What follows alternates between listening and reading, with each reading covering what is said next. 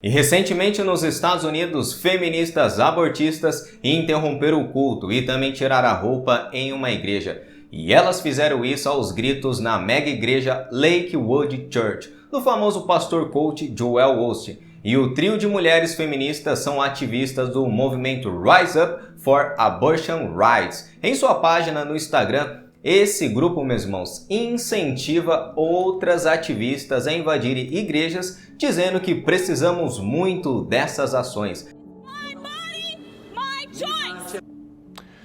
Rise Up Abortion Rights, an organization calling for the Supreme Court to uphold Roe v. Wade, briefly stopped the service to deliver their message. They stripped down to their underwear at the beginning of the service. E elas também dizem isso em inúmeros protestos. Não nos quer em suas igrejas? Fiquem fora dos nossos malditos úteros. Hoje nós agitamos o ar na igreja Lakewood do Joel Osteen. E por que é importante, meus irmãos, comentarmos sobre esse ocorrido? Esse ocorrido se dá porque a Suprema Corte Americana sinaliza que vai derrubar a decisão de 1973 que legalizou o aborto no país. Mas o que aconteceu em 1973, talvez vocês estejam se perguntando? Uma das figuras importantes para entendermos o que está acontecendo nos Estados Unidos se chama Norma McCover ou Jana Roy. E essa mulher, em sua época, ela tinha desafiado as leis do aborto do Texas em 1969. Naquele tempo,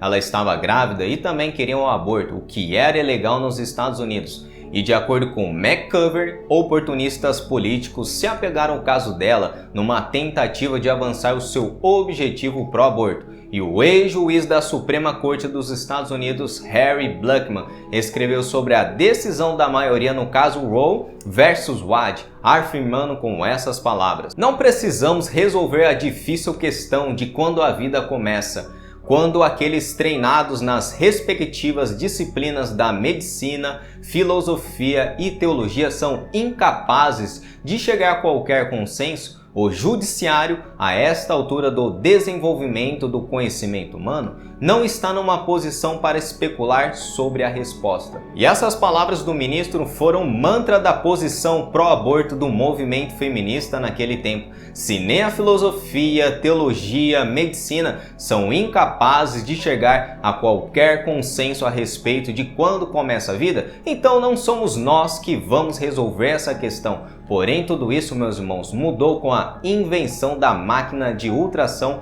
em 1979. E esses argumentos das feministas não eram mais plausíveis. E com essa invenção levou o Dr. Bernard Knudson, um dos fundadores da NARAL e ex-editor da maior clínica de aborto de Nova York. E ele se retratou de sua posição no fim dos anos 1970 a se tornar um oponente declarado do aborto. Knudson, ele afirmou que ele foi responsável por mais de 75 mil abortos, meus irmãos, em toda a sua carreira, incluindo do seu próprio filho. Que absurdo foi isso? Que tristeza, meus irmãos! 75 mil abortos foram realizados por um só homem, inclusive o seu filho. E com toda certeza o seu documentário disponível no YouTube com o título Grito Silencioso, ele usou a tecnologia do ultrassom para revelar o que acontece durante o aborto. O coração da criança no útero, ela acelera rapidamente a mais de 200 batimentos por minuto e ela fica apavorada no ventre da mãe quando eles começam a introduzir os equipamentos de aborto. E caso vocês não tenham assistido esse documentário, eu estarei deixando disponível aqui na descrição dessa análise, meus irmãos. Porém,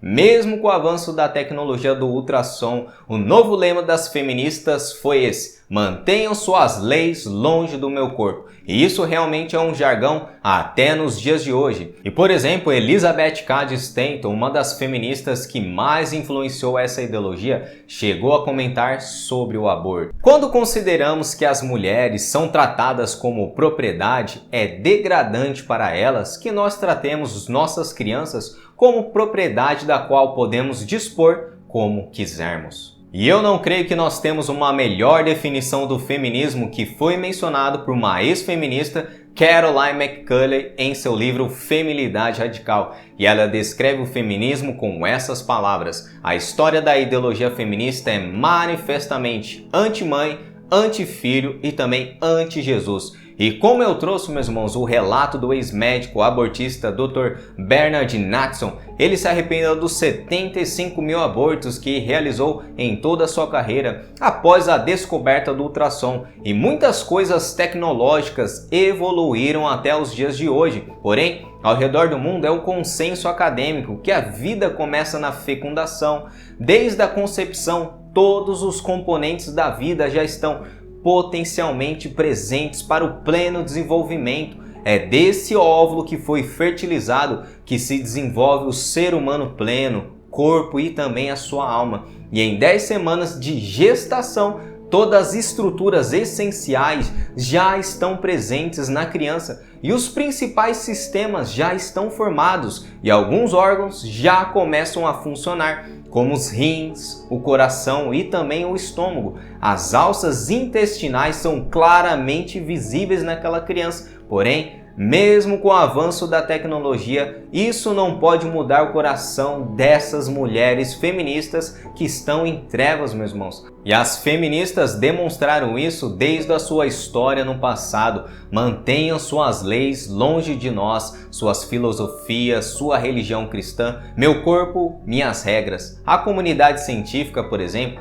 alega que se encontrarmos uma bactéria ou algum organismo em outro planeta, podemos considerar como uma vida. E o feto de 14 semanas aqui nesse mundo não é mais uma vida nessa sociedade relativista e inundada por ideologias satânicas. E também a vida do feto não vale nada na perspectiva feminista, mas na perspectiva bíblica, a vida do feto, meus irmãos, ela é muito importante. Quando lemos o Novo Testamento, recordamos da passagem referente a João Batista. Ele tinha poucos meses antes mesmo de ter sido concebido e Lucas, em seu evangelho, ele menciona que ele era cheio do Espírito Santo. E também o nosso Senhor Jesus, ele foi adorado por João Batista no ventre de Isabel. Não há como ser cristão e ser a favor do aborto. Quando Isabel ouviu a saudação de Maria, o bebê agitou-se em seu ventre. Isabel ficou cheia do Espírito Santo, conforme Lucas registra em seu evangelho. E que Deus, meus irmãos, tenha misericórdia das milhões de crianças que foram abortadas e que Deus tenha misericórdia de inúmeras igrejas que estão se dobrando a essa ideologia satânica. E esse foi mais um vídeo aqui no canal. Se vocês gostaram, deixe o seu like, comente também a respeito do tema que foi tratado. E se você for novo no canal, se inscreva para acompanhar novos estudos e análises bíblicas aqui no canal. Que Deus abençoe todos vocês em nome de Jesus.